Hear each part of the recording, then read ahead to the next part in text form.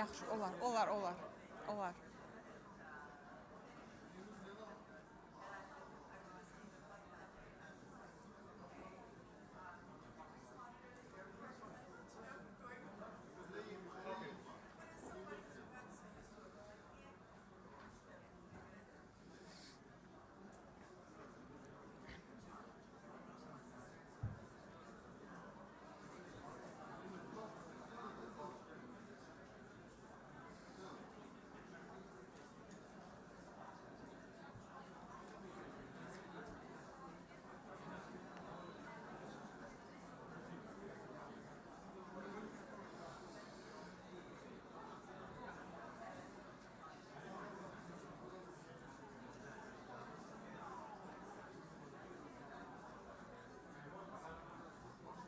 Başlayaq.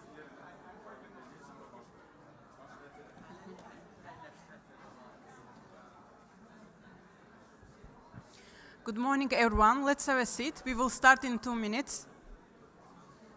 Hey.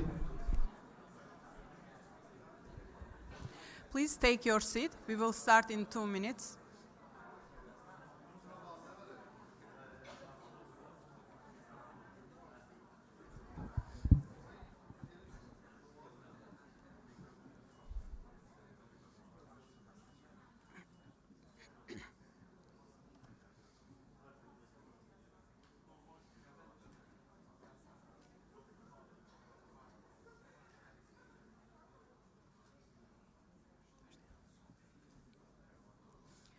Good morning, distinguished guests, excellencies, ladies and gentlemen. On behalf of the organizers, it's my great pleasure to welcome you to the 8th SDG Dialogue, held as a part of 2026 Islamic Development Bank Group meetings here in Baku. Today, dialogue focuses on innovative financing for sustainable development beyond aid and traditional official development assistance.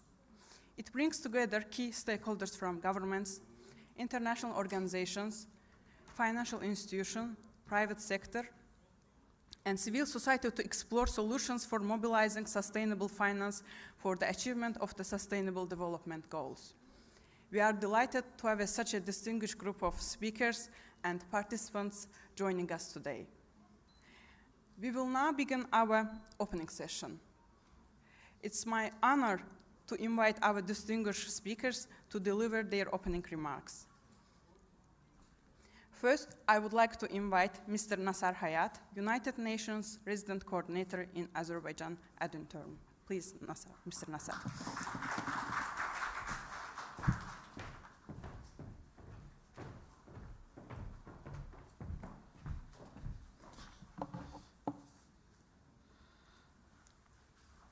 Excellencies, distinguished guests, ladies and gentlemen, on behalf of the UN country team in Azerbaijan, it's my great pleasure to welcome you all here at the 8th SDG Dialogue, convened under the theme Innovative Financing for Sustainable Development Beyond Aid and Traditional ODA. And I must add here that in case we need to achieve the Sustainable Development Goals, we need to think beyond aid and ODA. I would also like to thank and extend my sincere appreciation to the National Coordination Council on Sustainable Development of Azerbaijan and the Ministry of Economy of the Republic of Azerbaijan for their strong leadership and continued partnership in advancing the SDG Dialogue series. I would also like to take this opportunity to thank the Islamic Development Bank for its close cooperation and co-hosting today's 8th SDG Dialogue. Since its launch, the SDG Dialogue series has become a valuable national platform that brings together government institutions, international partners, and private sector civil society, as well as academia, to exchange knowledge and to identify practical solutions in support of Azerbaijan's development priorities under the Azerbaijan 2030 National Sustainable Development. Today's discussion takes place at a very critical moment, both globally and here in Azerbaijan. Globally, we face a widening financing gap for achieving the SDGs, alongside declining official development assistance and growing pressure on public budgets. Many developing countries, particularly middle-income countries, are encountering increasing challenges in assessing affordable concessional finance. This reality was strongly reaffirmed at the 4th International Conference on Financing for Development held in Seville last year, where the international community adopted the Seville Commitment, a renewed global framework calling for urgent, scaled-up action to close the estimated USD 4 trillion annual SDG financing gap, to address debt vulnerabilities and reform the international financial architecture to better serve the needs of developing countries. In Azerbaijan, we see encouraging progress. Ambitious reforms are underway to strengthen sustainable and inclusive growth. The country has made significant advances in implementing its Sustainable Finance Roadmap 2023-2026 and in developing key instruments such as the National Green Taxonomy, laying a solid foundation for aligning national financial flows with environmental and social priorities. However, given the scale of the global SDG financing gap, business as usual approach will not be sufficient. We must rethink how we mobilize, allocate, and leverage financial resources, moving decisively towards more innovative, inclusive, and scalable financing solutions. This requires collective efforts to mobilize private capital, strengthen domestic resource mobilization, and expand the use of innovative instruments such as the Islamic finance, the blended finance, digital finance, capital markets, and fintech solutions. Azerbaijan's strategic geographic position, bridging Central Asia, the Caucasus, and the Middle East, offers a unique opportunity to serve as a hub for regional investment, trade, finance, and cross-border capital flows. Distinguished participants, ladies and gentlemen, private capital is not only complementary, it is essential if we want to achieve the Sustainable Development Goals. Yet, unlocking the full potential requires enabling policies, sound regulatory frameworks, effective risk-sharing mechanisms, and above all, stronger partnerships across sectors and borders. International and domestic financial institutions, including both development and commercial banks, capital markets, fintech companies, and others, will play a critical role in scaling up domestic resource mobilization for SDG financing. Azerbaijan is well positioned to play a leading role in this regard. Building on the momentum of successfully hosting COP29 and advancing its transition towards a green economy, I believe the country has generated valuable experience that can be shared with other countries through South-South cooperation. Today's SDG dialogue offers a timely opportunity to connect these national efforts with broader regional and global discussions, particularly within the context of Islamic Development Bank Group meeting taking place here in Baku. The challenge before us is clear. In an environment of declining ODA and constrained public finances, we must accelerate efforts to mobilize innovative financing instruments and initiatives that can catalyze private investment at scale for the SDGs. But the opportunity is equally compelling. Even a small share of global financial assets, if effectively mobilized, could significantly accelerate progress on SDGs. In closing, I would like to welcome Dr. Mahmoud Mohyuddin, UN Special Envoy on Financing for Sustainable Development, who will deliver the keynote address. I also look forward to the panel session where we have distinguished speakers from banking sector, private philanthropy, as well as international development partners. I encourage all participants to actively engage in today's discussion and contribute practical, actionable ideas. The concrete recommendations emerging from today's will be captured in a policy brief as a key outcome of this dialogue. I wish you all a very productive discussion. Thank you very much.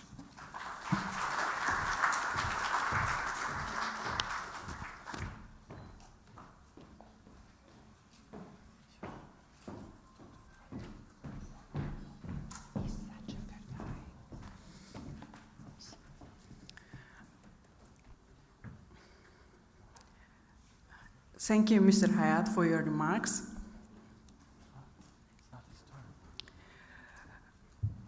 Now, I would like to invite Mr. Ismail Nabe, Minister of Planning, International Cooperation and Development of Republic of Guinea.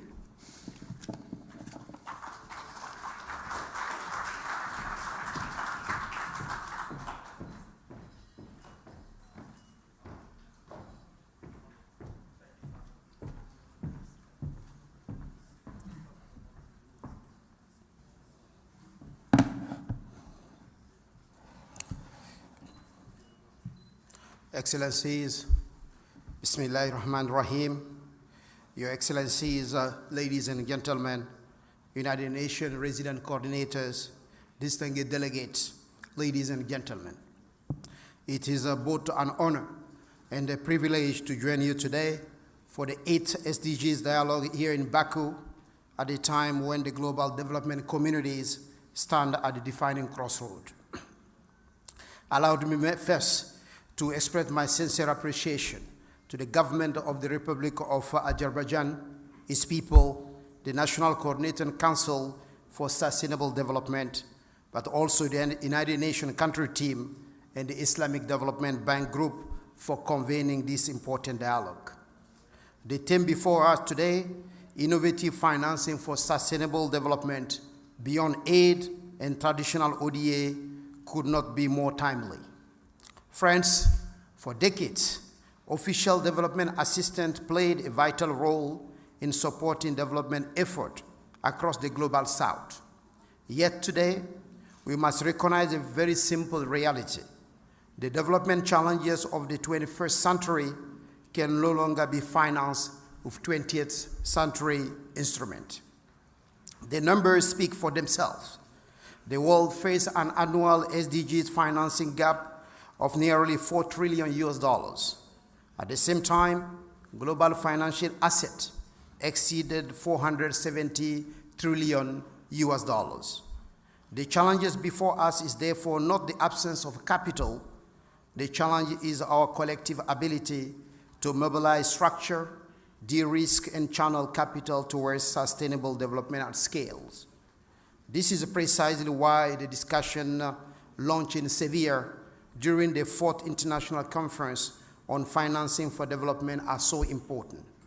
The Seville commitment reminded us for development finance must evolve from a model largely driven by aid to one powered by investment, by innovation, partnerships, and shared prosperity.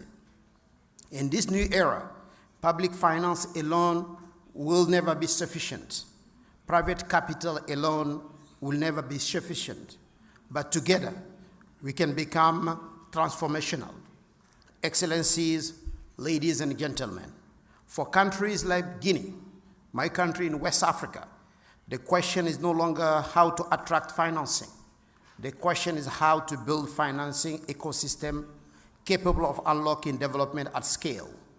Under leadership of His Excellency Mamadi Doumbouya, the President of the Republic of Guinea, we have adopted Simandu 2040, our national transformation agenda for the next 15 years. At its core lies simple conviction.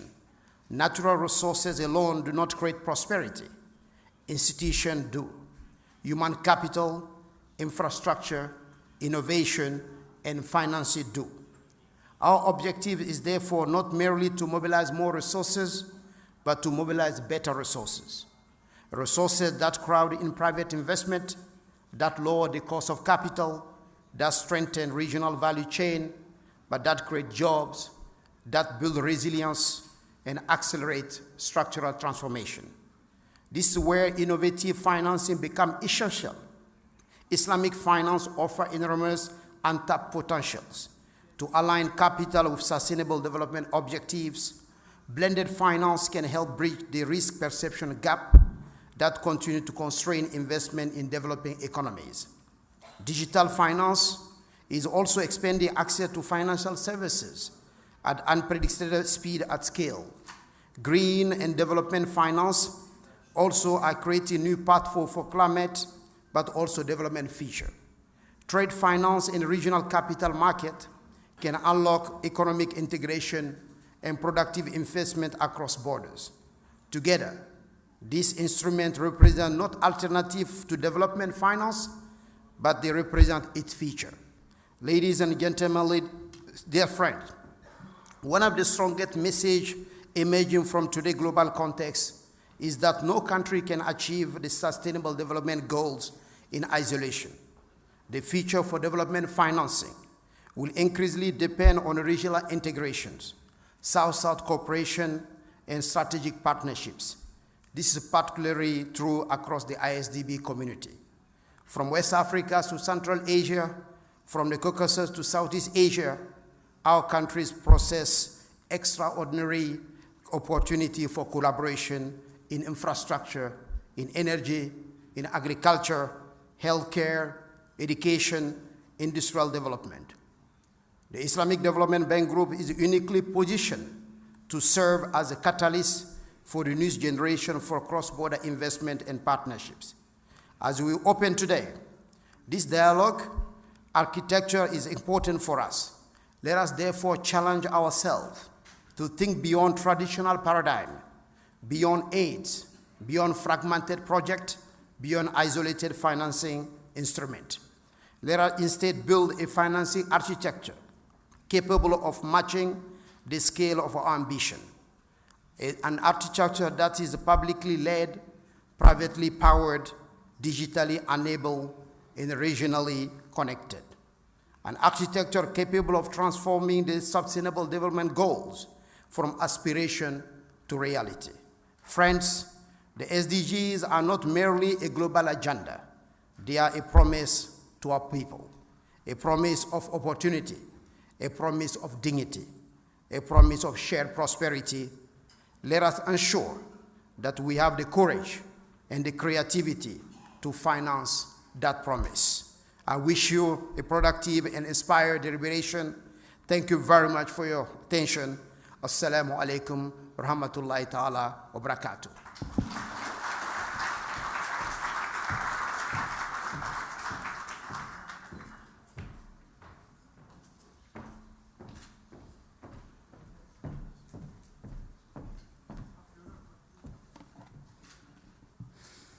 Thank you, Mr. Nabe, for your remark.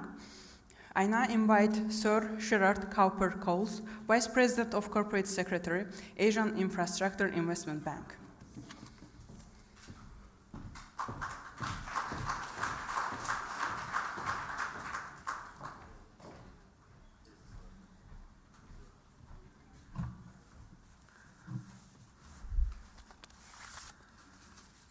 Assalamu alaikum wa rahmatullah wa barakatuh. Bonjour, Monsieur le Ministre. Félicitations sur votre discours. Good morning. I want to start, first of all, by thanking the government of the Republic of Azerbaijan and that wonderful and much underappreciated organization, the United Nations, as well as the Islamic Development Bank Group, for this important conference at this important time in the future of humanity. I want also to apologize because thanks to uncharacteristic Dutch-German inefficiency, my suitcase is in Frankfurt, not in Baku, which is why I appear before you in British national weekend dress. I apologize. My white shirt and my smart tie from Jermyn Street in St. James's will arrive tonight, inshallah. Anyhow, the next thing I want to do is tear up the speech that has been written for me, because everything that I was going to say has been said by Hassan Nayat and by the excellent Monsieur Nabe from Guinea. There is a huge surplus of savings in the world and a vast need for development finance. And as Minister Nabe said in his peroration, which is the pompous Latin word for a rousing end to a speech, as he said in the end of his speech, this is not about us development professionals. It's about the future of humanity, and it's about building a better future for millions of people, hundreds of millions of people across the global south and beyond. Now, for the last 6 months, after years as a British diplomat and a sort of pretend banker, I am now lucky enough to work for a development bank, an infrastructure bank that is growing and growing rapidly. In the next 5 years, we plan at the Asian Infrastructure Investment Bank to double our lending. We're very proud that last year, 70% of our lending was green. We have 111 members and a queue of countries from Africa and Latin America wanting to join a bank whose job is to connect Asia with itself, but also Asia with the world. And in doing that, we believe that, as the minister said, as the UN coordinator said, we have to innovate. We have to use blended finance. We have to mobilize private capital. We have to use digital finance. And we have to remember that infrastructure isn't just about concrete and roads and ports and bridges. It's also about digital infrastructure, health infrastructure, education structure, the operating systems of a modern economy and a developed society, the way that we human beings connect with each other to build a better future for our children and our grandchildren. So at the Islamic Development Bank, working with them, working with the Asian Development Bank, the World Bank, the European Bank for Reconstruction and Development, the Asian Infrastructure Investment Bank is ready to stand alongside our partners, both in the development world and beyond. We're raising our game. We're going to do more technical assistance throughout the project cycle. We're improving the efforts we put into project preparation and the follow-up as the projects are delivered. This morning I saw the Minister of the Economy here and talked about our desire to have, with every one of our borrowing countries, a multi-year rolling pipeline of projects. So thank you so much for inviting me. Thank you for being part of this great community. And let's all work together to build a better future for humanity, realizing that as ODA shrinks, as some countries turn in on themselves, we need to redouble our efforts to turn out and to connect. As E.M. Foster, the great English novelist, wrote, there are 2 words that matter in the English language, and it's what this conference is about. Only connect. Thank you very much, ladies and gentlemen.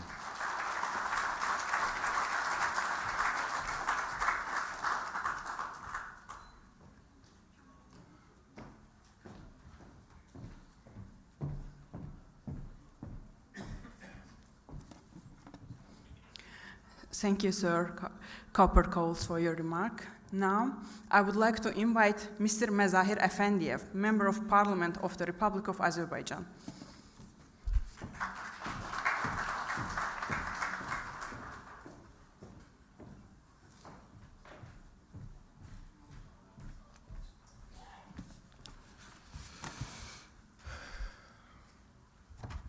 Dear participants of 8th SDG Dialogue, ladies and gentlemen, since 2000, under the leadership of the national leader Haydar Aliyev, Azerbaijan has successfully implemented the United Nations Millennium Development Goals Declaration and has continued to promoting tolerance, multiculturalism, and ensuring gender equality.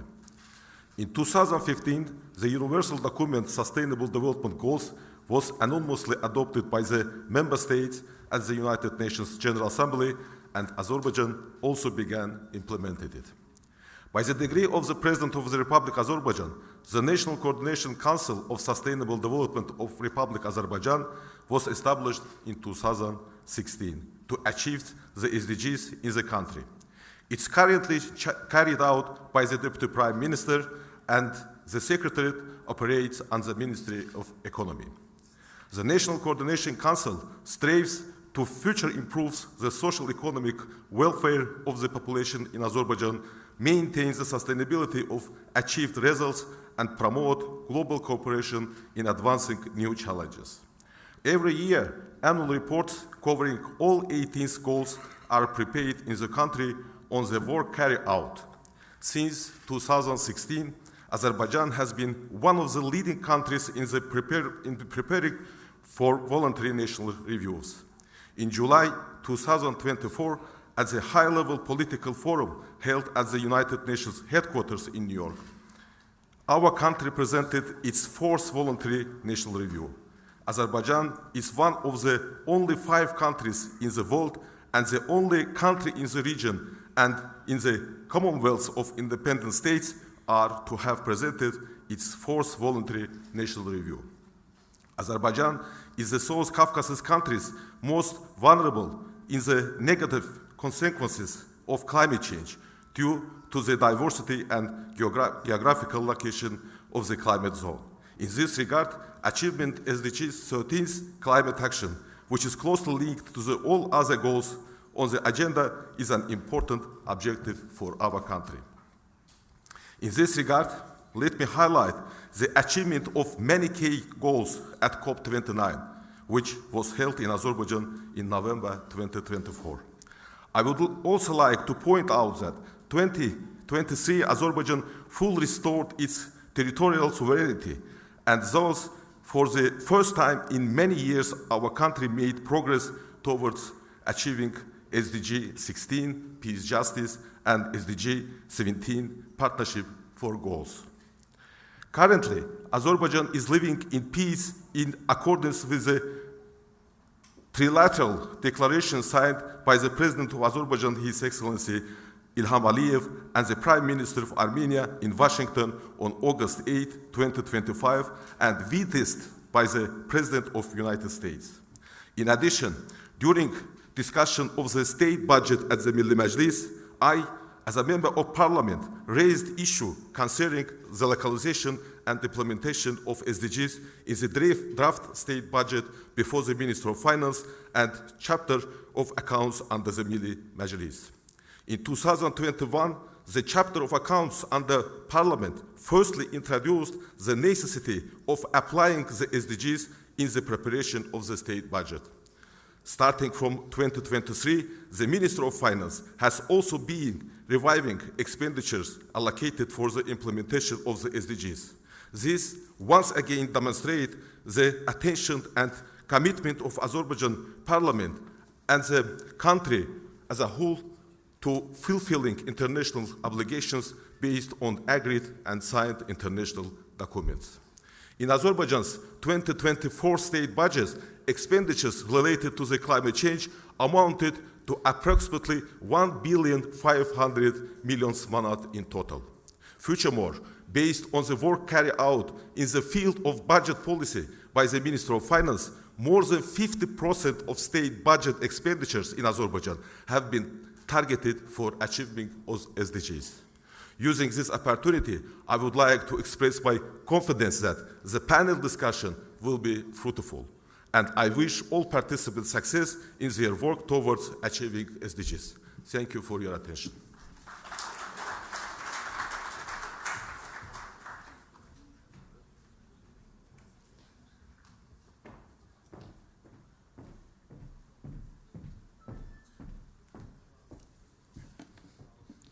Thank you, Mr. Efendiev.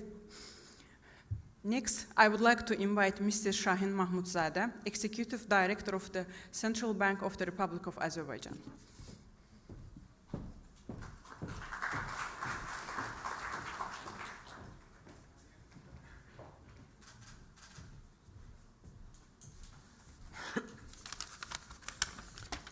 It's not easy to take the floor after this passionate speech. Thank you very much for everyone. Excellencies, distinguished guests, colleagues, ladies and gentlemen, it's my great pleasure to welcome you in Baku at the SDG dialogue as part of annual meetings of ISDB. At a time when the world faces increasingly complex economic, social, and environmental challenges, our collective commitment to the Sustainable Development Goals remains more important than ever. While progress toward the 2030 agenda has been uneven, gatherings such as these demonstrate the partnership, innovation, and shared responsibility continue to provide the pathway forward. Today, we have a unique opportunity to explore how finance can serve as a catalyst for sustainable and inclusive development. The urgency of the issues require coordinated actions across all sectors, and finance plays a pivotal role in shaping sustainable future. The Central Bank of Azerbaijan, as a country's financial mega-regulator, is committed to building a favorable ecosystem for sustainable, inclusive, and green finance. This is not only crucial for mitigating risks, but also for seizing opportunities that sustainable development offers to us in this conjuncture. Our journey toward the sustainable finance system began with the launch of Sustainable Finance Roadmap in 2023. The roadmap sets out the central bank's priorities to guide market participants on green finance, ensuring that our financial institutions are equipped to meet the evolving demands of the greener economy. We outlined 4 main pillars in this context. First of all, increasing the capacity of the financial institutions. It's not only human capacity, but also the digital infrastructure. The second main pillar was closing the regulatory gap, which means creating the rules for the financial players. The third pillar was integrating ESG risk to our overall risk management system. And fourth pillar was ensuring market discipline while increasing transparency, which is essential for every success in every field. According to this vision, till now we conducted some key initiatives that I want to mention. One of them was the development of National Green Finance Taxonomy, which is essential for aligning our financial market with international standards. This classification system will help to attract green capital while promoting transparency. Moreover, the central bank has introduced ESG principles, guidelines for managing climate risks, requiring financial institutions to integrate ESG criteria into their strategies and governance frameworks. Amendments to prudential frameworks introduced this April to reflect ESG and green aspects. The corporate governance requirements has been amended to incorporate ESG principles and disclosure obligations.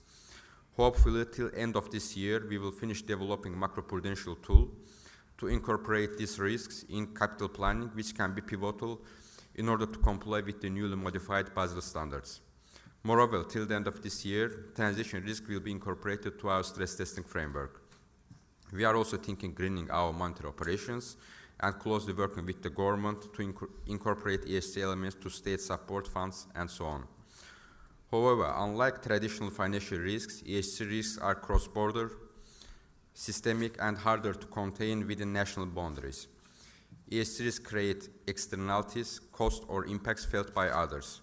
A company in Europe may depend on the raw materials in Africa or manufacturing in Asia. Any failure at any stage affects the entire chain. Therefore, we need more collaborative effort to create sustainable future. In accordance to this, we launched a project called Roadmap for Advancing Interoperability and Comparability of the Sustainable Finance Taxonomies with partnership with IFC, SBFN, UNDP, UNEP 5, Climate Bond Initiative, and so on. This initiative represents a voluntary multi-partner platform designed to solve one of the greatest hurdles in green finance, the fragmentation issue. When the taxonomies don't speak the same language, capital flows are hindered by friction and uncertainty. By advancing the interoperability and comparability of taxonomies, the initiative seeks to catalyze private capital flows and support all-inclusive and just transition toward a lower carbon global economy. It's not just collaboration effort toward taxonomies, but also developing robust verification and assurance mechanism for taxonomy alignment. In closing, the green transition is a complex and long-term journey, but the momentum we are creating today will have a lasting impact. I believe that this forum, with all these actions, will serve as a catalyst for accelerating climate finance and creating greener, more prosperous future. Thank you very much.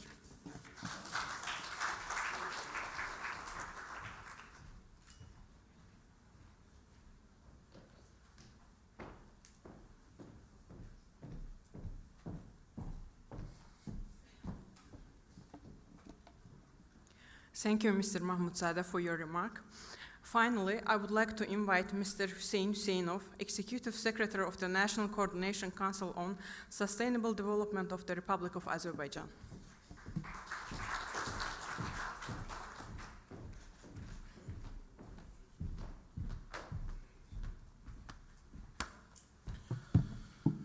Distinguished delegates, Excellencies, Ministers, Member of Parliaments, I remember around 4 years ago when we first time organized first SDG dialogue in Azerbaijan with the support of United Nations Resident Coordinator Office in Azerbaijan, just to discuss some local issues we are facing on implementation of sustainable development goals. But now we're organizing 8th SDG dialogue, which this dialogue plays an important role in Azerbaijan to discuss development challenges we are facing, not only internally, but regional and globally.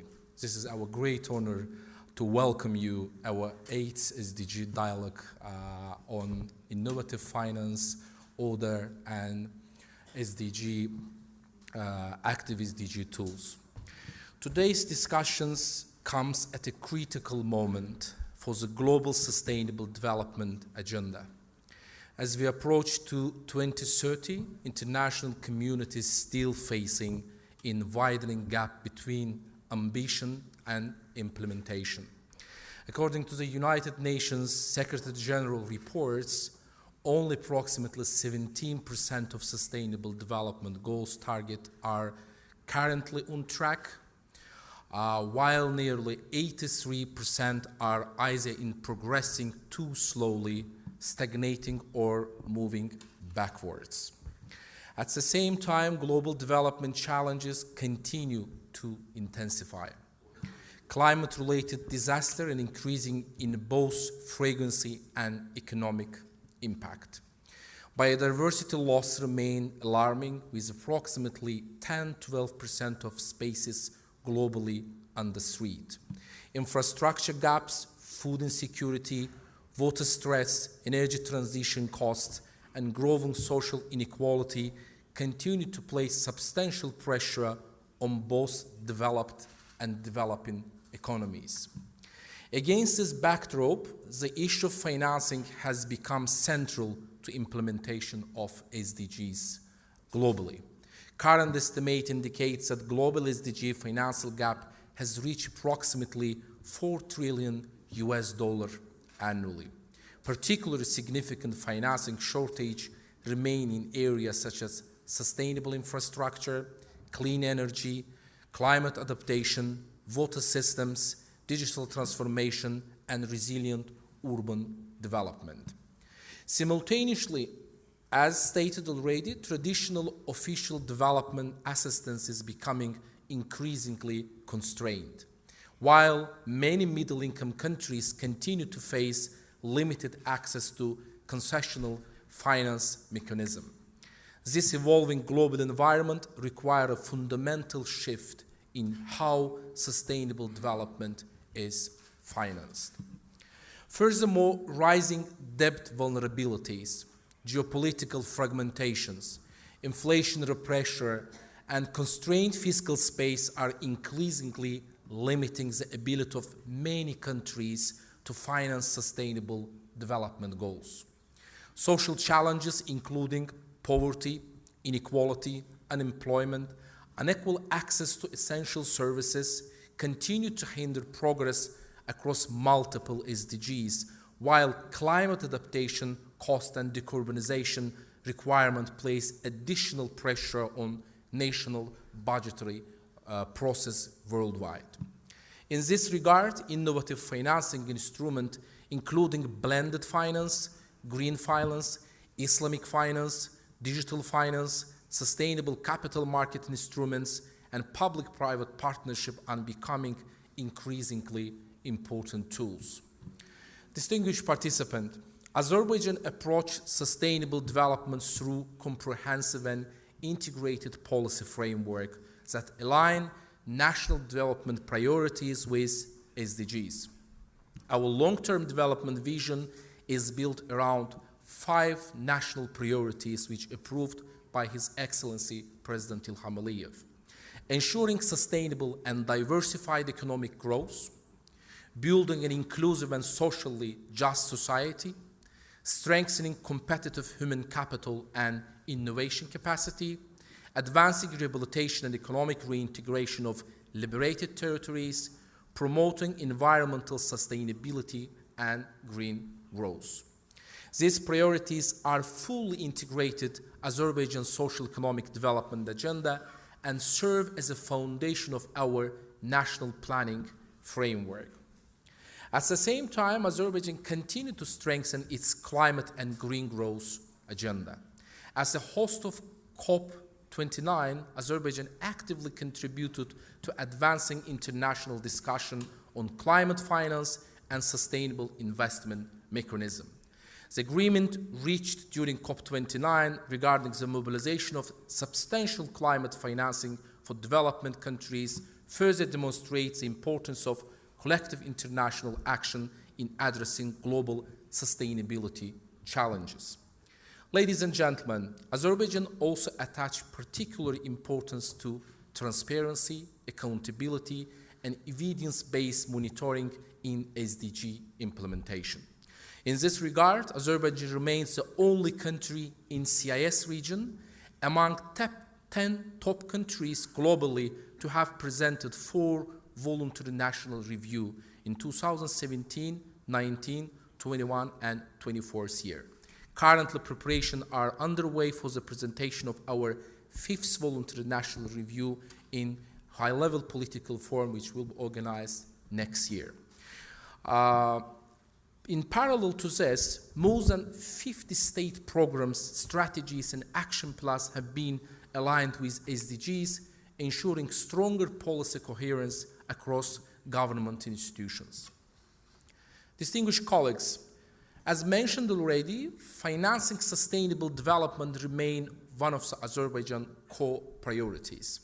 The country has continued to strengthen its sustainable finance architecture through a number of important initiatives.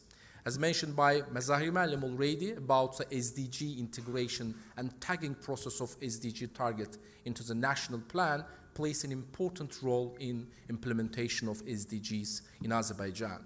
This includes advancement of integrated national financing framework process, effort to better align budgetary planning with development priorities, and the implementation of sustainable finance roadmap by the central bank already mentioned by Shahin Mahmudov. To bridge potential financial gap to funding the SDGs, Azerbaijan has utilized INFF and SDG investor map within a framework of INFF. Map relying on domestic resources. Additionally, in order to align national spending with SDGs, calculations were conducted in various categories of government expenditure. Ladies and gentlemen, public-private partnership also playing an increasingly important role in supporting infrastructure modernization, industrial development, transport connectivity, renewable energy project, and broader economic diversification in the country. PPP mechanism not only help to mobilize additional investment resources, but also contribute improving efficiency, innovation, and long-term development sustainability. Ladies and gentlemen, today's dialogue provides an important opportunity to collectively rethink the future architecture of development financing.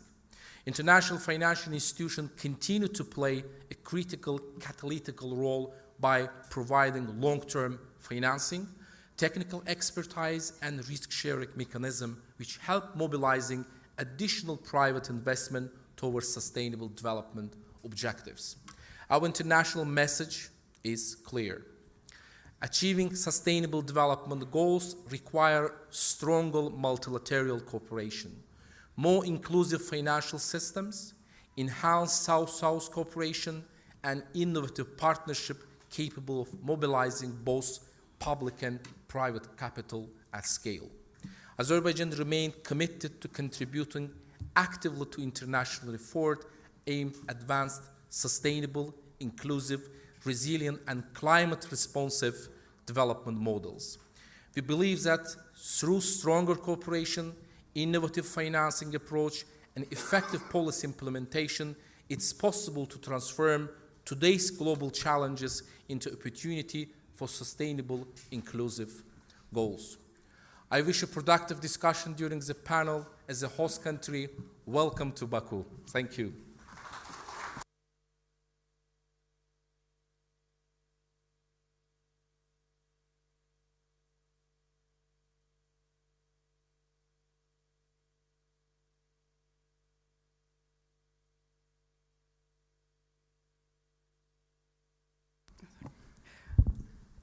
Thank you, Mr. Hüseyinov. Let us thank all our distinguished speakers for their insightful opening remarks.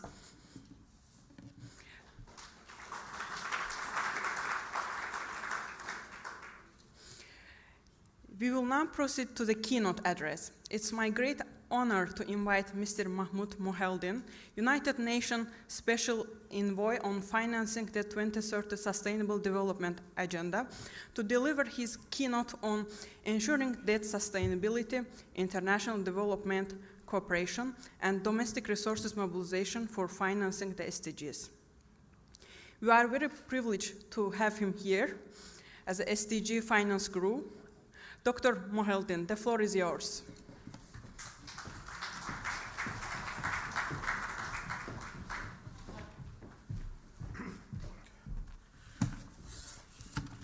Excellencies, ladies and gentlemen, it's a great privilege and honor to have the opportunity to share some thoughts and reflections, especially after all of these important and substantive interventions by the previous speakers. It's always great to be back to the wonderful city of Baku to enjoy the hospitality of the people, the excellent organization. It's one of the main beneficiaries of excellent organization of Azerbaijan of the COP a couple of years ago, which was not just a great example of how to get conferences organized and arranged, but to provide sustainable outcome that we still refer to them until this moment and beyond, as reflected in the work of Baku Bilim framework and beyond. It's great. I was just wondering if I can follow the good example of Sir Sherard and get rid of my papers, but I just remembered that after all of these great inputs, that they are UN property, so I'll keep them intact. And I'm known anyway to be deviating significantly between what is being prepared and what's delivered. And perhaps today I will be doing the same, because all of these great inputs by Mr. Hayat, by Excellency Nabi, by Sir Sherard, by Mr. Afendiev, Mr. Mahmoudzadeh, and of course Mr. Hüseyinov had, when they were talking, I was just saying, well, they said it, so let me just say something different. Or perhaps for emphasis, I can share a couple of points here and there as well. And congratulations for the 8th chapter of this important work. I hope that many other members of the United Nations do the same, especially that we are only like 4 years away from the finish line before 2030, and we definitely would benefit from sharing knowledge, expertise, and ideas on how to accelerate towards achieving what we can before the end of the process at large. Of course, after 2030, there will be the post-2030 kind of arrangements alive, as it happened before. After the MDGs, we had the post-MDGs, we had post-2015, which now are the SDGs. But I think it's better to focus on the acceleration, because it's not an issue of creating new group or set of targets and goals for aspirations for the future. It's basically about finishing the job at hand, covering human development, infrastructure development, energy, economic growth, climate, biodiversity, and environment. And we do that through better governance, through partnerships, and if we are successful, we'll be achieving the end of extreme poverty and achieve inclusiveness, which are basically, I just mentioned to you now, the 17 goals in a few seconds. Right. The performance, as mentioned by Mr. Husseinov, is leaving a lot to be desired. 17, 55, I would say, let me put it in a different way, because he quoted the Secretary General of the UN, so I'll do it differently. 17% are on target to be achieved by 2030. 50+% are significantly or slightly off track to be achieved. More dangerously, around 30% are worse than where we were back in 2015. This is the story of the 2030 Sustainable Development Agenda. You can always blame it on shocks, wars, tensions, geopolitical rivalry, but it's not just, of course, the pandemic. But even before the time of shocks, when the early assessment of the SDGs were shared at the UN, again, we're very much off track. That was in 2019, 4 years before, after the launching, and well before the pandemic. So we cannot just blame it on external shocks. For the countries that had been managing well, and they are very much on track, can talk about China ending extreme poverty in 2020. India ending extreme poverty in 2024. Many of the OECD countries are on track. Many of the ASEAN countries are accelerating to be on track. Many of the African countries, despite the hurdles and the constraints of finance, a lack of access to technology, they are trying to incentivize the system in order to be back on track. It requires this magic formula outlined by the Nobel Prize laureate Esther Duflo, when she said, well, we are here dealing with the biggest theory of change. If you are serious, you need finance, technology, and incentives. Without the three, you cannot do much. I think we were together with Excellency Fasene when we were both together at the IMF. She addressed us one day, you remember, in a retreat, and she was talking about climate and development finance, and she reiterated what she shared with us in COP27 and then in other preparations of other COPs. That is basically about active mobilization of finance, get the right technology, and put the incentives right. Then on finance, you need just to refer to the Finance for Development report and the latest version that came out in April, an update of our discussions in Seville. And again, in summary, they are about mobilization of public and private, domestic and external finance, better debt management, get your act together when it comes to trade, and use STI, science, technology, and innovation. The framework is there. But is the leadership there in order to get this kind of mobilization right or not? That's why you see a great deal of discrepancy between the country that can and the country that cannot, because the framework and the ideas are there. Mobilization, again, suffer from a great deal of discrepancy. And then, if this is about finance, I'll talk about it later, then we come into technology. When we're discussing here in Baku the advantages of investments in renewables, the advantage of investing more in solar and wind farms and other innovative means of access to affordable, efficient energy. We're reminded that the price of generating electricity then is a fraction of what it used to be only 10 years before that. Today, a couple of years fast forward from Baku, actually whatever we have today of technology and production and scale and investment in R&D is telling us that today, only a couple of years after Baku, again, it's another issue of advancement in technology that is allowing us to produce electricity with a fraction of what it used to be, not 15 years ago, but a couple of years ago. This tells us something. Affordability is there.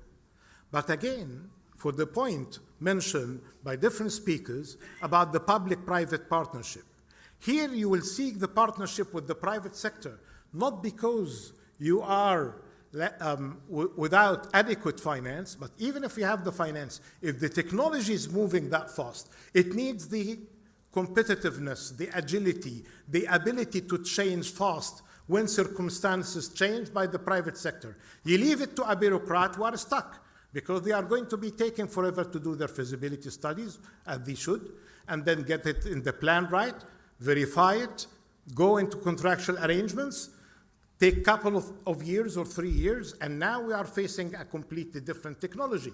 And then get an undersecretary to go and face his minister, tell him, Mr. Minister, we're investing all that time in the wrong type of technology because the cost of production has changed. Now we can do more with less, produce more electricity with less capital. So what they will be doing? The brave ones will be changing fast as we have seen it. The others will say, well, let's just continue with whatever we have. So this issue of financing combined with technology necessitating the inclusion of the private sector is a common sense approach. And then that gets me into the final point of the good wisdom of Professor Esther Duflo. People do not get Nobel Prize of nothing. She did great on fighting poverty. She get great in mobilizing common sense by modeling it and telling us what we should really be doing. It's about incentives, carrots and sticks. But in order to have incentives, you need to have direction, you need to have vision. You cannot really be changing your direction because you need to incentivize the people, the society, the business sector at home and for those who are attracting from beyond your borders. So they need to follow some sort of order. So issues about integration, which I like very much of Mr. Husainov mentioned at the end, because people normally talk about let's do regional collaboration, integration. If the country in question is not integrated enough, it is not really useful at all to say something about integration and collaboration outside its borders. And the best way of integration is exactly what he said. Vision, leadership. Let's see it in the integrated national financial framework. My good colleagues at the UN and the UNDP has been developing integrated national financial frameworks, which are available for everyone, for costing everything, not just for development, but for climate as well. And surprise, surprise, climate action is development action. Climate action is SDG 13. Whatever you are doing right for climate in the energy is good for something called SDG 7, when you do a better job in mitigation and decarbonization. If you take the Sharm el-Sheikh adaptation agenda right, it's basically about water management, SDG 6. Securing agriculture and food, SDG 2. Doing better in saving the dwellings and cities and infrastructure, SDG 9 and 11. So this kind of false dichotomy that had been created perhaps by bureaucrats in their business of fighting their borders and their turfs has been wasting a great deal of time. So the incentives here need to be aligned, and they need to be reflected in the most important document of any country after its constitution, written or otherwise. All countries have what they understand as a constitution. It's the budget of the state. It's the way that you can communicate with the private sector. Are you crowding the private sector in or out? Are you incentivizing the private sector in or out? Are you prioritizing the SDGs and you're having all of these sustainability and their goals aligned with their budget priorities, or you are just coloring the budget after you spend it in areas of concern. And of course, of the areas of concern is the issue of debt. That gets me into that second point. If your country, as many of the African countries today, as many of the developing economies and emerging markets today, because of many things, including the fact that we are treated when it comes to development finance and project finance badly because the price is wrong. Every report that comes from the international financial system today is telling us that the actual cost of doing business is much better than perceived, that the actual risk is much better than what's perceived, that the default risk of African countries, for example, is less than 3.5%. But we are still being charged at 13 and 14 and multiples of that in some cases. So all of these reports that come from the system of finance telling us, fix the books, fix the arrangements, do a better job when it comes to long-term finance, because the perception is not really giving justice to our membership, not just in Africa, but the majority of the OIC countries. And that's why you have one of the reasons of the accumulation of that many of the projects have had something to do with infrastructure finance. Actually, the report of the OECD and the African Union is telling us that infrastructure finance until 2023 is 48% funded from outside, concessional or otherwise, 41% from the budget, and only 11% from the private sector. That has to change because the life of development finance has changed. 2023 was the last year that we had seen ODA, then had been declining. Now, ODA, as we know it, had ended. So you can always assume that it will be coming back. It's a cycle, but it will never come back. It will never come back, which is a blessing in disguise, because that will get you to put the house of debt in order, that we need really to do a better job in domestic resource mobilization. Can I say as well about local resource mobilization? Can I say something as well about regional resource mobilization? This will be the way to deal with the issues of debt. When I was asked by the Secretary General of the UN to work with my brother Trevor Manuel, the former Minister of Finance of South Africa, Paolo Gentiloni, the former Prime Minister of Italy, and Professor Yang Wang of Boston, we came up with 11 proposals. You can just say UN 11 proposals. And one of the issues here that we dealt with, let's deal with debt in its 3 stages. Before the debt, ask hundreds of questions, Mr. Minister. Can the private sector do it? Can the public-private partnership do its magic before you borrow abroad, even at concessional price? Because you will be repaying in foreign currency. Even if it is a zero interest rate and cost, and this never is, you have to pay it in foreign currency. And then about debt management. Actually, IMF and the World Bank are opening today the discussion of the debt sustainability analysis for low-income countries. They took a while, Brother Minister. You remember, we're still at the IMF when we're talking about the start of the consultation. Now they are wrapping it up. It took, actually, these institutions take a while. They started the discussion in 2023. They are wrapping it up in 2024. Where is the debt position today? It's multiples of what it used to be. Where is the debt in many countries? Many countries in Africa and the membership of the OIC spend on interest on debt more than what they spend on education and health and essential services put together.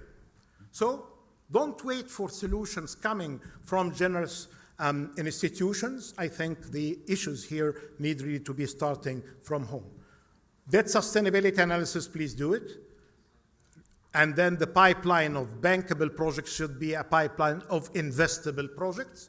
And then, thanks to our brothers in Saudi Arabia, when they were gracious hosts of the G20 in the year of pandemic, they produced the elements of the common framework of debt restructuring. But at the time, they said, well, common framework is there in order for it to evolve.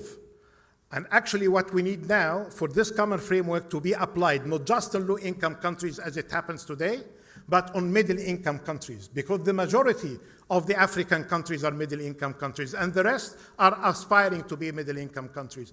And the same goes for the OIC countries. So this is one aspect when it comes to the dealing with the harm of debt. Then let me wrap it up then very quickly, because as I said, many have been of the ideas that I wanted to share with you have been already shared and reflected. Think of this framework then of the finance for development and start with the prevention of harm of debt, and then mobilize domestic resources, local resources at the subnational level. They need really to have disciplined budget. And then you go regional, and we have seen a great deal of regionalization. And again, our brothers and sisters from the ASEAN, and they are represented here by a number of countries, they have a lot of ideas that they can share with us on pragmatism, on how to do better on trade and investment and technology transfer, and how to depoliticize these economic kind of ties and borrow the wisdom of pragmatism as much as we can. Because if we are stuck in the politics, we will be stuck in no development and further fragmentation and rupturing of the system.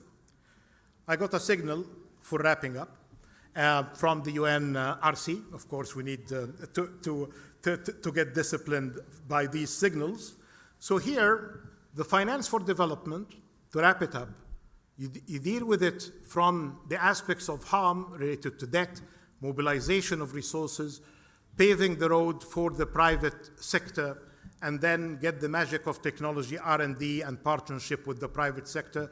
Don't wait for solutions globally. You can do it locally, you can do it nationally, and our OIC, our Islamic Development Bank, in partnership within the OIC, it can really provide lots of good solutions and knowledge sharing for the maximization of benefits and minimization of harm. And we need always to be remembered that in that matter, we can borrow from the ethics of Islamic finance, either that we are applying innovative sukuk or green sukuk or other aspects of sadaqat or zakat, that it's not just finance for finance. It's finance for substance. In this case, it's finance for sustainable development. And it's not just about buildings. It's not just about numerics and data. It's basically about human dignity.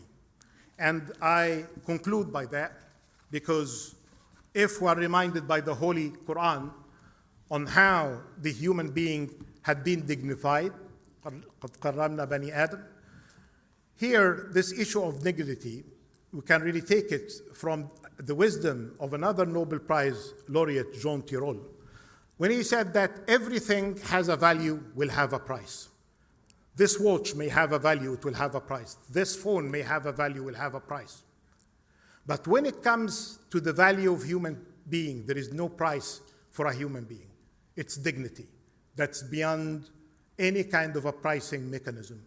And by not contributing to the alleviation of poverty and minimizing the harm and not providing opportunities for the human beings around the world for a dignified life, we are really compromising their dignity. And I think if we take it from that perspective, mobilization of the resources is not going to be just mechanical. It will have a spirit behind it. It will have a mission behind it for 2030 and beyond. Thank you so much.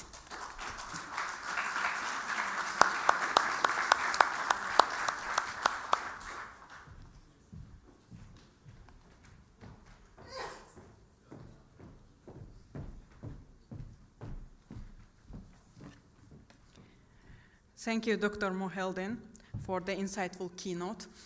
Before moving on our panel discussion, I would like to invite all speakers of our opening session for the group photo, please.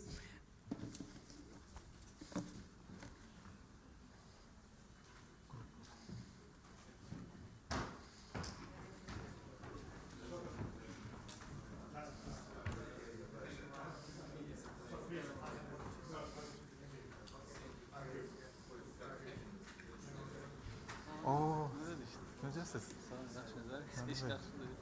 UN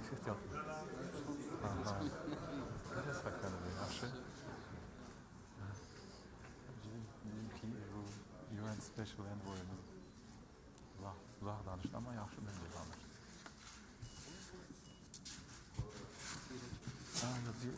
Biz geç başladık. Bizden evvelki tədbir 50 dəqiqə geç başladı. Səhərdən bu registrasiyada problem. Thank you.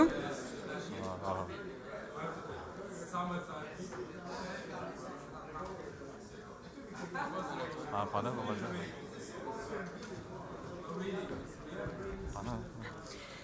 We will now move to our high-level panel discussion, focusing on the role of cross-border investment flows, regional capital markets, Islamic finance instruments, and trade finance linkage in mobilizing private capital for sustainable development.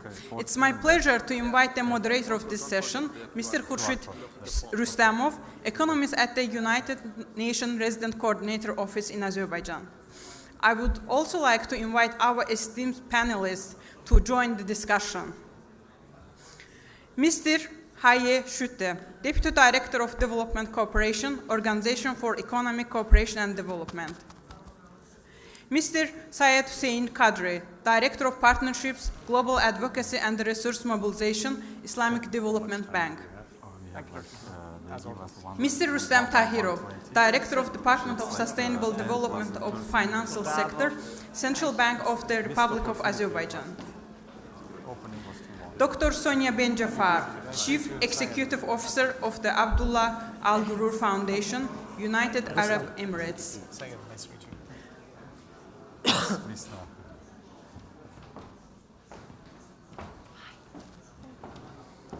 You can start. Microphone is working. I now hand over the floor to the moderator to guide the panel discussion. The microphone. Can you hear us? Can you hear me? No? Microphone, please. Hello?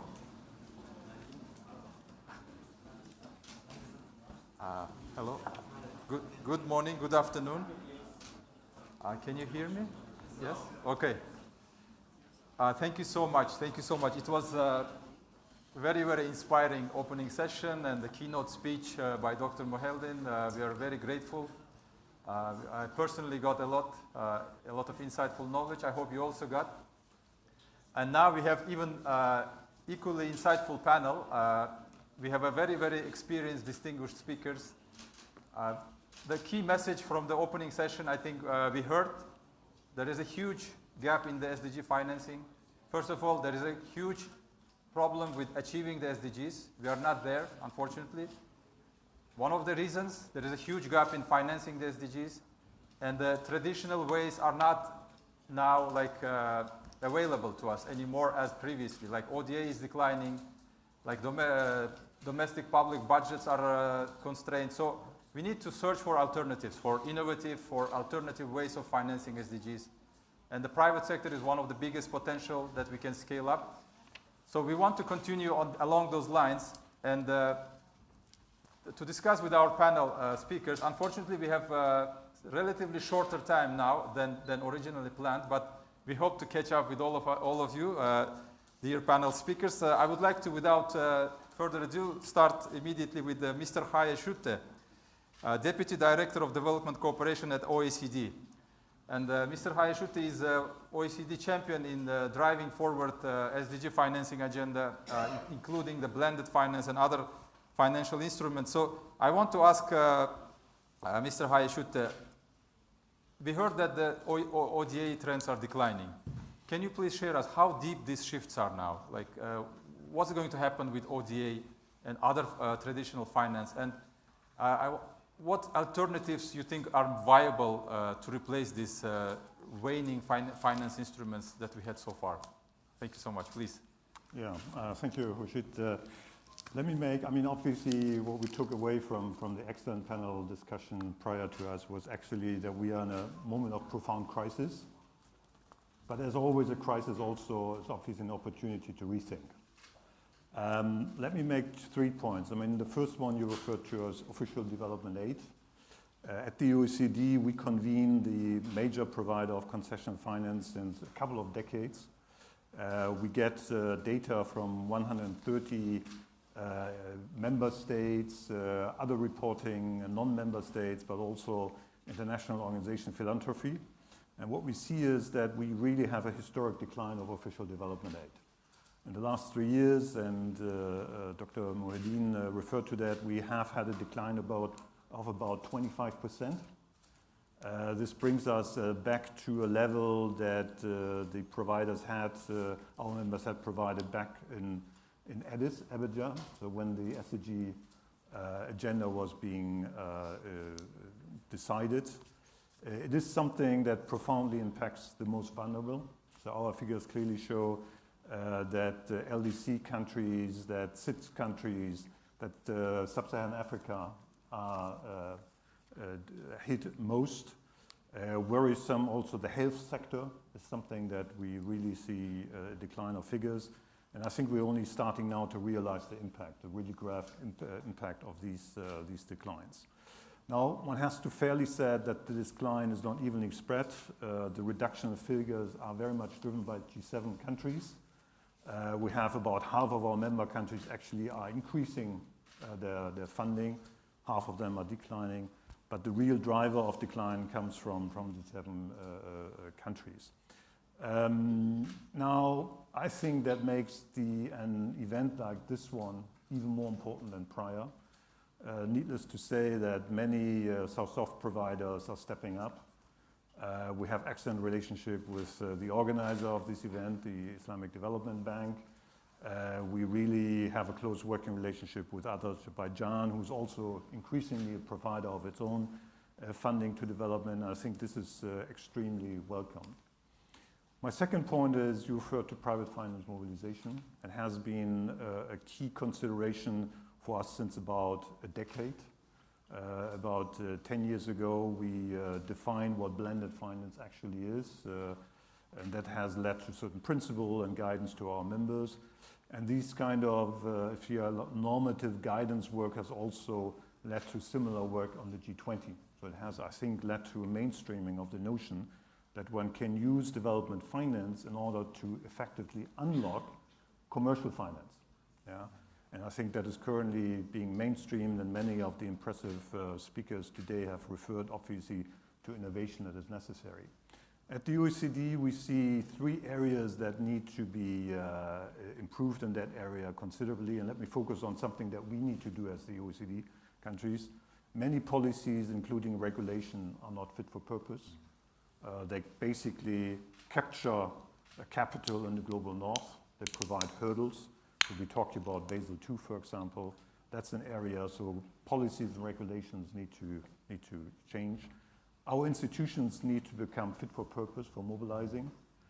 Currently, many institutions, our bilateral MDB, DFIs, but also the MDBs, are still financing out of their own from their balance sheet, but they're not really incentivized to mobilize third-party resources, including from the private sector. So the mandates need to change, incentives need to change, business models need to adopt. And then a third area that needs, where I think a lot of work and emphasis has been, what needs to be improved are really institutional, basically the de-risking instruments that are required to untap private finance. And there I think more knowledge, more data is critical, because we see that basically there are artificially increased perceptions of the risks that come along when investing into EMDEs that prevent us, and there more data, more transparency, also from our own institutions, need to come forward. Let me make my third point. I know we are pressed in time, just to say that the institution that we are supporting, so that's the Development Assistance Committee, the DAC, so this is the club, if you like, of the provider countries. They're currently in the reform review process. They are acknowledging, obviously, that the previous model is no longer appropriate, that we have a huge growth opportunity. I think that was also referred to prior by Dr. Mohedin, that can be unlocked. But this really requires a different mindset, business model. And I think the overall thrust is that what we aim to create is an acknowledgement that many countries have considerable financial resources, domestically, foreign direct investment, remittances and others.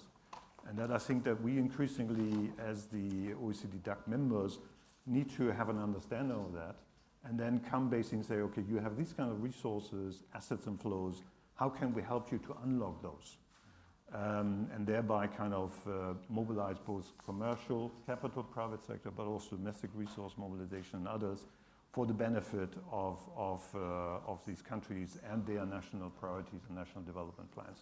So this, I think, that's my concluding, requires new partnerships, and I think for that I'm really, really happy to be here and listen to my fellow panelists. Thank you so much. Thank you so much, Mr. Schutte. I think these are very, very, very well elaborated points. Thank you so much. And you touched upon de-risking instruments. And I want to use this as a bridge to our next speaker, Mr. Syed Hussein Kadri, Director of Partnerships, Global Advocacy and Resource Mobilization from the Islamic Development Bank. We know that Islamic finance instruments are risk-sharing instruments, so maybe will be very, very useful for de-riskings. But we also understand that Islamic finance largely underutilized. So, Mr. Kadri, can you please share with us how Islamic finance instruments, including like different instruments we know, like sukuk, green sukuk, in UN we use a lot this kind of terminology, can be used to scale up financing for SDGs in the current situation? Please, Mr. Khan. Bismillahirrahmanirrahim. Thank you very much. Yeah, thank you very much for to all of you actually for coming into Islamic Development Bank's annual meetings in Baku. We really are really appreciative of our host country and to all of you who've been attending these sessions. We almost got a free seminar this morning, really, I feel, with Dr. Mahmoud and all the speakers who elaborated on so many different, not only the typologies of the problems that exist, but also the kind of areas where which solutions probably do lie. And one of those innovative areas I will probably get to touch upon as I can. But I'd like to start with what Mr. Schutte was mentioning, which is a very sobering read. If the ODAs are declining by 24%, probably the steepest fall, isn't it? In a long, long time, if not the longest. This is something that requires us to gather and rethink and probably rethink the way we organize ourselves. So Sherrod was mentioning that the two most important words that Forrester mentioned, only connect. I mean, I was only reminded by Ibn Khaldun, who said, human beings, when they form together as a society, they cannot exist without cooperation and self-organization as such. So we need to look into that spirit and then uncover a lot of the evidence that is actually also there. So yes, ODAs are declining, but then let's see where it is not declining. You already mentioned about, and Dr. Mahmoud mentioned about regional financing opportunities, so we'll come to that. But beyond that, also the role of multilateral development financing institutions. MDB lending has been on an increasing trend. Just as a subset of overall development financing from the MDBs, if you just look at the climate financing from the MDBs, which, as Dr. Mahmoud mentioned, is also development action as it hits different SDGs, it's been on an upward trend. It was hitting $100 billion in 2021, 2022, and now it's about 137, and then next week at the London Climate Week, I think they'll be releasing the numbers for 2025. So you do have that. The other area is where to find opportunities to handle innovative financing. And there, as Khurshid was mentioning, one of those avenues is the Islamic finance industry. Now that is an industry that has been growing 20% on a yearly basis almost. That's a significant increase. It was reaching, as far as ISDB Institute's analysis is concerned, about $6 trillion by the end of 2024. And if you just juxtapose that with the development gap of achieving the SDGs of 4 trillion, you see that there are opportunities where we need to scale that up and get somewhere. Just a subset of Islamic finance, you could look at innovative source of green sukuk or social sukuk. The overall sukuk market is itself $50 billion. So these social and sustainable sukuks, ISDB has been a pioneer of that. We were very proud to be the first institution to release the first green and social sukuk back in 2019. And just at the end of last year, we went to the market with 500 million euro green sukuk in the London Stock Exchange, and that was 5 times oversubscribed. Now, if our green sukuks are 5 times oversubscribed, that tells you capital is there. So then the question then becomes is, what do we need to go to get that capital moving into the right directions in areas. And here is where I would probably leave it at 4 areas that we need to keep on doing. And I won't repeat too much of it because you already heard that from so many of our speakers in the morning session. Build that pipeline. It's about those strategies. Standardize. We have a situation where an investor in Kuala Lumpur or an investor in London is not reading the same definitions. And that is an issue. Even when we worked on to get the International Capital Markets Association in the London Stock Exchange for just issuing green sukuk, we know the process it took to get those harmonization of those principles. Third is originate and distribute, and that's where the MDBs and the rest of the DFIs have to do so. We need to bring in the private sector not only at the origination side of the equation, but also in the distribution side of the equation. And that's where some of the discussion on MDB debt instruments come in. And last point, and I think Dr. Sonia will probably expand on that, is on blending with different partners, blending with different institutions, blending with at different levels. So it's not, certainly it is about domestic resource mobilization, regional resource mobilization, but also looking at philanthropies, looking at sadqa, zakat, and various different instruments as such. So all of these put together will probably keep us in a more hopeful environment, and we'll see how we get there. Thank you, Hussein. Thank you so much, Syed Hussein. And also thank you for sticking with the time. I really picked up your point about there is oversubscription for sukuk, 5 times oversubscription, and so we need to build pipelines and standardize. I think this is a very good message to come from our panel, which I also noted down for myself. Thank you so much. We would like to proceed with our next speaker. Now from a more global perspective, the multilateral bank perspective, and now with the country perspective. We have Mr. Rustam Tahirov, Director of Department of Sustainable Development of Financial Sector, Central Bank of Azerbaijan. We heard in the opening remarks also by the representative of the Central Bank that the Central Bank has adopted the Sustainable Finance Roadmap 2023-26. Also, you have recently adopted National Green Taxonomy. So the Central Bank is working on building this regulatory environment. My question to you, Mr. Tahirov, how these reforms are influencing that the private sector is really starting investing in sustainable projects in Azerbaijan? If you could please share on that. Yeah. Thank you so much. Thank you very much. Thank you for the invitation. Good afternoon, everyone. Sustainable finance is one of the key pillars of central bank strategic framework. There are a number of reasons for that.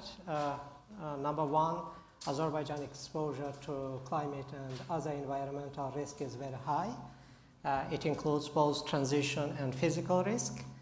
At the same time, these risks affect central bank's core mandate, financial stability mandate, resilience of financial institutions.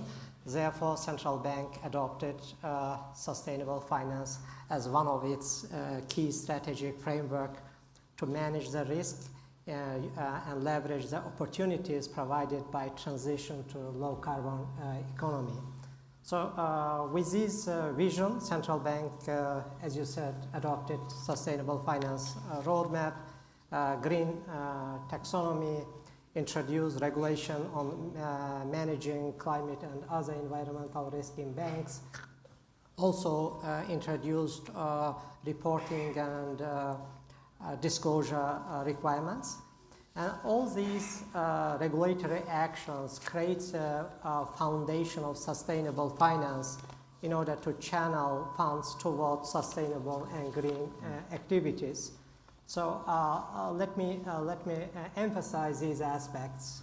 First of all, the sustainable finance framework, particularly green finance, green taxonomy, is a strategic tool for government and private sector to channel funds. And for the government, we know that Azerbaijan government has international climate commitments, including NDC 3, and a taxonomy would enable government to channel funds to those priority areas and to drive decarbonization. According to the World Bank estimates, country will need approximately 2.3% of GDP annually to achieve net zero. And this is a significant amount. and taxonomy is a good vehicle for this purpose. And for the private sector, it's also opportunity because through implementation of the taxonomy, private sector can attract and diversify its financing base and get green finance instruments to drive its sustainable business development, transition planning, and these are important. At the same time, taxonomy provides clarity for market participants. So what is green, what is transitioning, and what is ineligible activities. And these are important to preserve integrity and credibility of the market. And talking about the credibility, taxonomy provides very robust eligibility criteria, including technical screening criteria. Projects needs to meet one of the 6 environmental objectives, meet technical screening criteria, meet do no significant harm criteria, as well as minimum social safeguards. And these will ensure credibility of the market.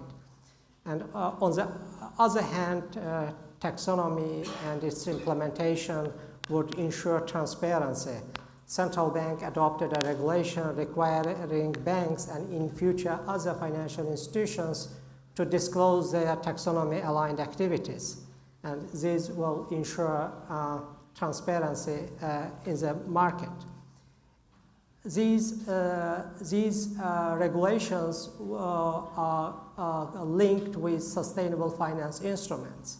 And central bank adopted regulation on green loan and sustainability-linked loans, and this process will continue. And in future, we are considering to develop sustainable finance instruments to green bonds, sustainability-linked bonds, blue bonds, social bonds, and other sustainable finance instruments. And all these regulatory framework creates foundation of sustainable finance, and it starts to pay off. And as we know, Azerbaijan hosted COP29 2 years ago, and this was good momentum for the country as a whole to increase awareness, to move from overall discussion to commitment and projects. And during COP29, Azerbaijan banking sector adopted Sustainable Finance Pledge, which includes transition and financing sustainable and green projects in the amount of 2 billion manat. And with our regulatory framework, banks already started to finance green and sustainable projects, and we see it, banks started to finance renewable energy projects, energy efficiency projects, smart sustainable agriculture, sustainable water management. These sectors are very significant for SDG purposes. And we will continue in this direction.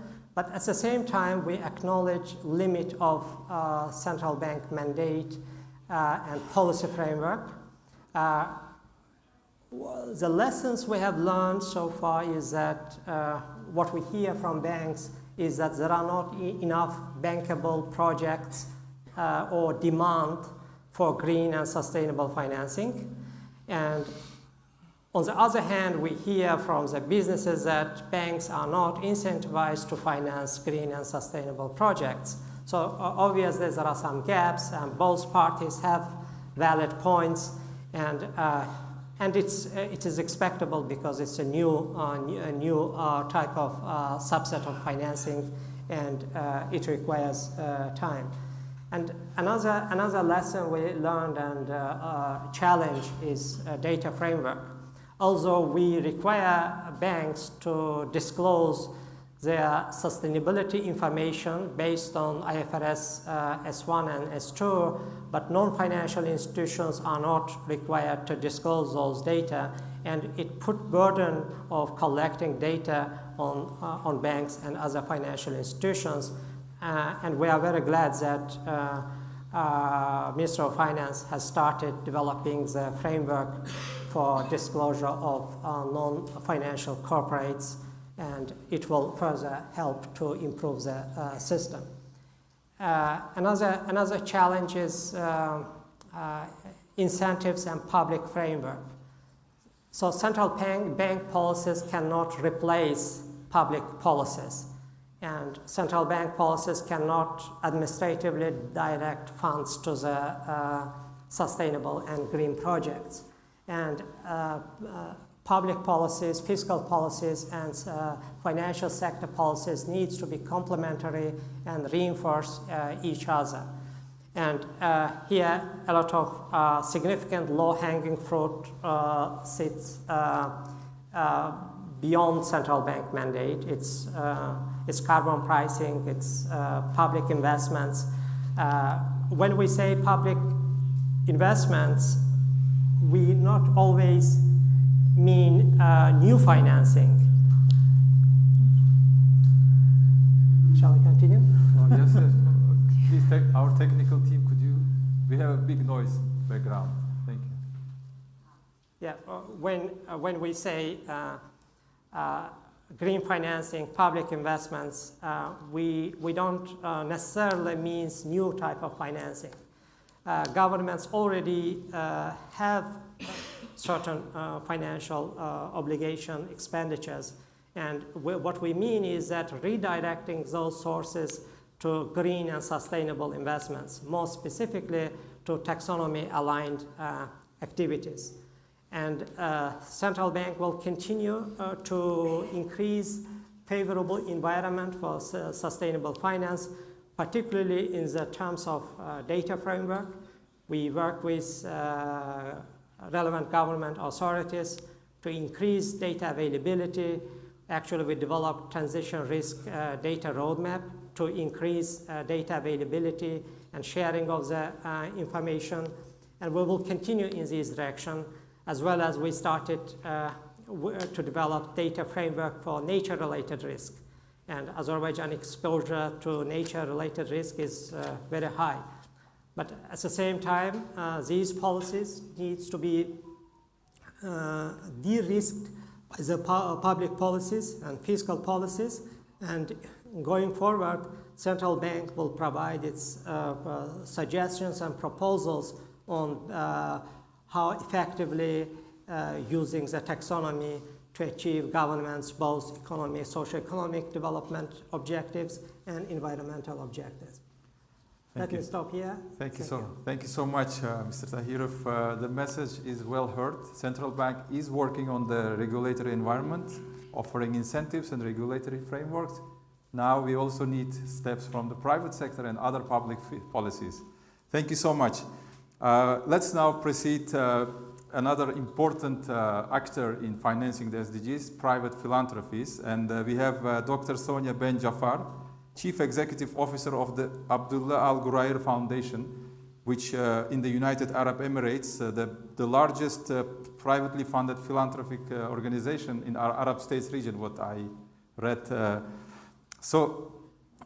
Dr. Sonia, you are working on financing the education, and we know in the United Nations the education, we at least, most of us, treat as one of the very fundamental elements of achieving the SDGs.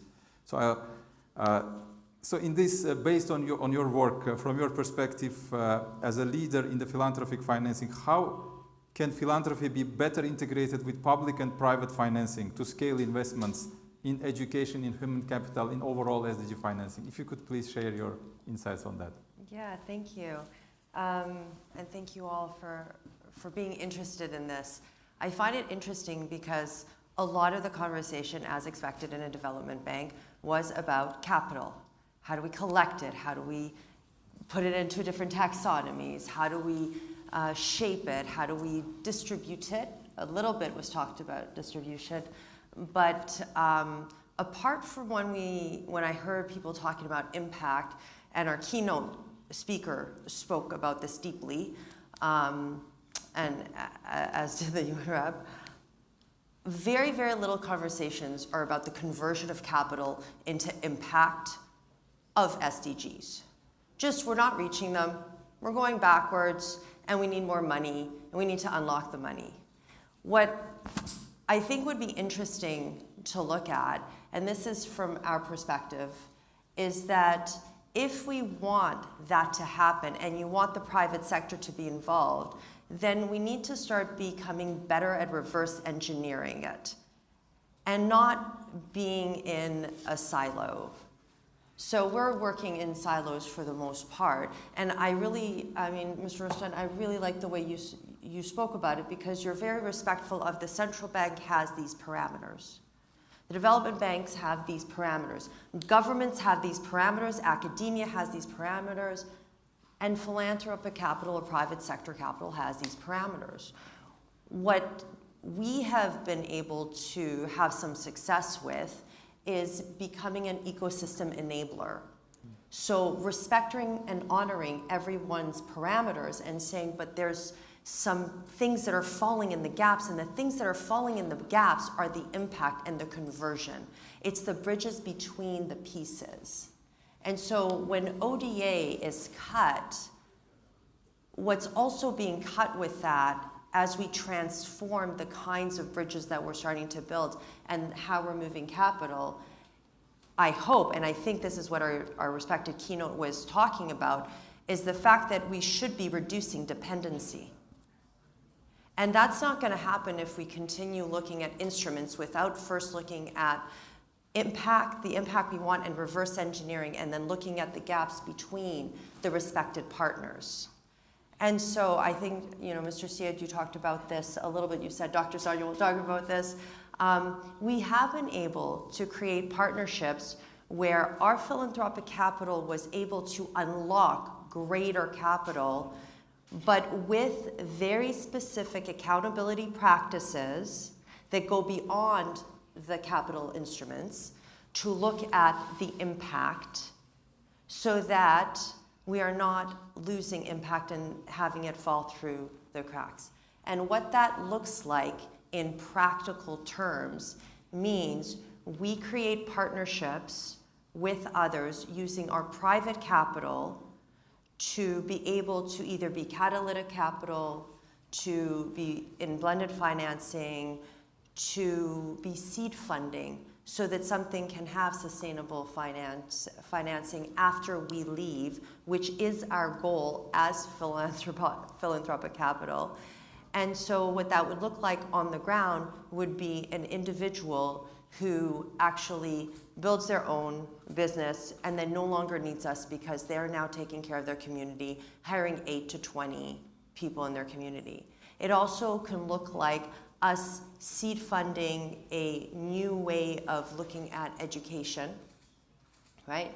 But looking at education with the university, not as a parallel track, but working with the university, with the ministries of education, to be able to co-construct and elevate the system so that perhaps it has to be 6 years later, perhaps it has to be 9 years later, but we do multiple year financing so that when we leave, and we have 3 critical examples of success right now, those institutions are now able to self-finance the continuation of the projects or the programs without us. And all of that was able to happen because we respect, just like Mr. Rustin said, we respect our parameters as philanthropic capital, but we won't get into partnerships with individuals or organizations who are not looking at the end game and saying, how are we going to get there together? And we might not know all the steps, but we know that that end game is a shared value proposition. And I think that's where we need to shift our thinking as we get into this kind of new era of what development and moving capital should look like. Thank you so much, Dr. Sonia. I think that's very, very wrapping of the message of the panel. Yeah, indeed. Again, we come back to the word connections, partnerships. I think that's coming up very, very strongly. I personally would like to continue this panel another half a day because I'm really excited to have you. But we are limited of time. So before proceeding, I have one question, but I would like to ask the audience, because I don't think we can leave without giving the opportunity to the audience. If anyone has a question to the panel from the audience, it is an opportunity, only one question, please.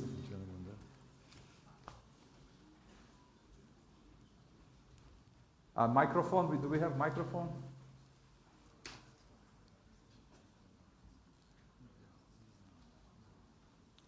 There's no microphone.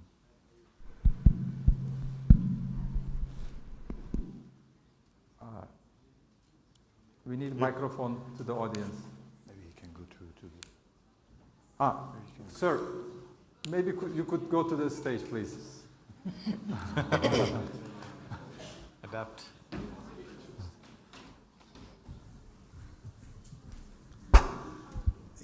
Very interesting. I'm coming all the way from Riyadh. My name is Khalid Al-Uthman. I'm the chairman of the Sustainability Committee at the Federation of Chambers. My question is, where is endowment in all of this? When we speak about finance, and especially Islamic finance, where is the instrument of endowment application? But we all know that endowments is the profound backbone of the Islamic economy in general. But where is endowment from all this discussion? I didn't hear that word. Thank you. Sure. Who would like to, please? Yeah, sure. Thank you very much, Doctor. I really appreciate that. I mean, we didn't have the time to get into several different Islamic financial instruments. I'll get to endowment in a second, but I just wanted to mention that it's not just sukuks that we talk about, but it's also takaful. We talked about insurance or de-risking elements. So there are instruments, there are organizations, including the Islamic Development Bank's own ISIC, the Islamic Cooperation for Investment Insurance and Export Credit. Now, endowments also falls under a huge body of work. Just speaking from our personal experience, we also have Awqaf Properties Investment Fund, we have Lives and Livelihood Fund. We work with endowments and we support endowments when it comes to those things. So that's there, Waqf, Awqaf, all of those instruments that they've been identified since the very, very beginning of the ISDB. We're talking about 30, 40 years of that. Now, have we been able to unlock all the potential of the Awqaf institutions or endowment institutions as such? The answer is no. And there are many, many different reasons for that. But the potential, the availability, and the prospect of using and utilizing and growing from there is certainly there, and it certainly exists. And there have been a lot of useful case studies on how it's been used in the real estate markets and improvements when it has come to that across the world. And it's not just only the Muslim communities in Muslim majority countries, but it's the Muslim communities in non-Muslim majority countries. You have that, and you have a lot of community-led development that ends up happening around those areas. So it's there, and we need to tap into it more and direct it a little bit better and sharper. Thank you. Thank you so much. Okay. Thank you so much. Thank you for the question. Hope you got the answer. Dear participants, dear panel members, unfortunately we have to finish because there is another event coming in this room. So I want to thank you all for your time and very great insights on these questions. I invite the audience to join me in applauding the panel members. Thank you so much. Yes. And we have further announcements from...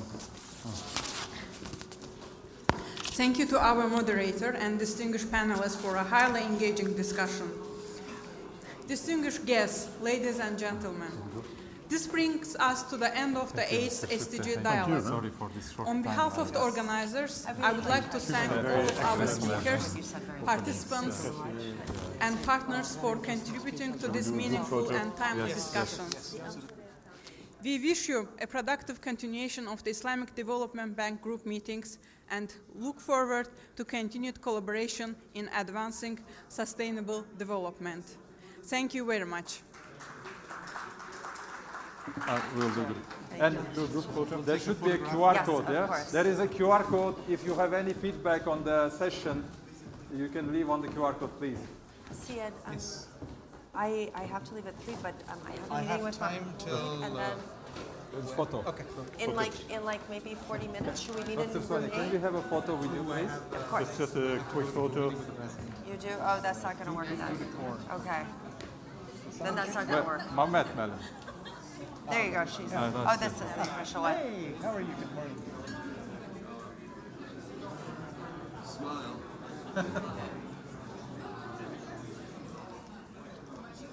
Thank you very much. Thank you. Thank you so Thank much. you so much. Sorry for the limitation. I mean, it was fine. It's not your fault.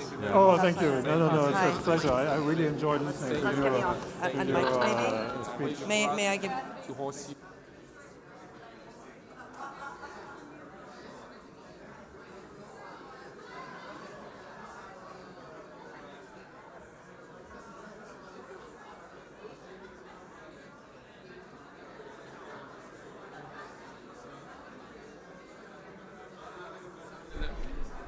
Thank you.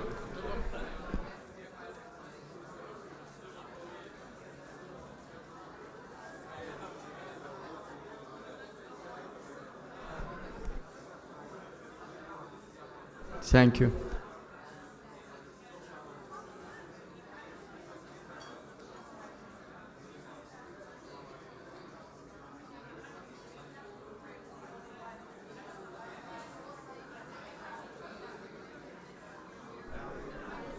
Thank you, everyone.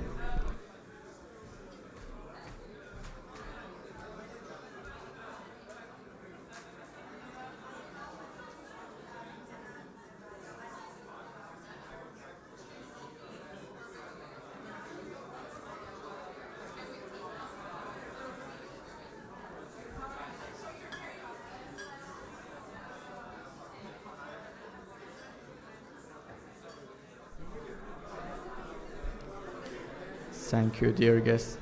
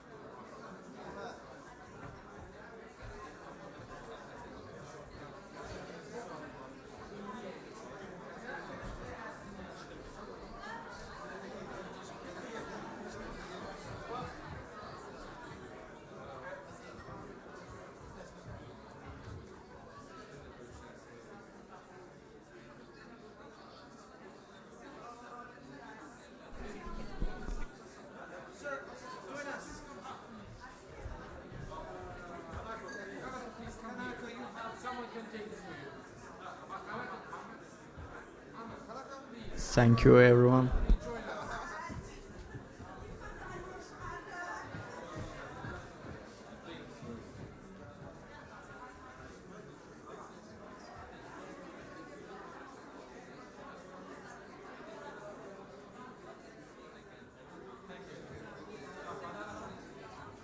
Thank you very much for next successful SDG dialogue. Thank you very much.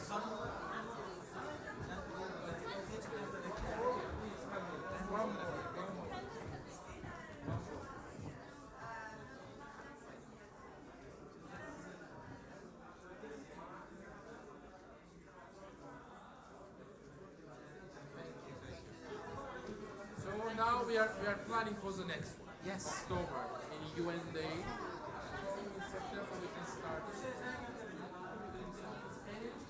Digitalization, AI,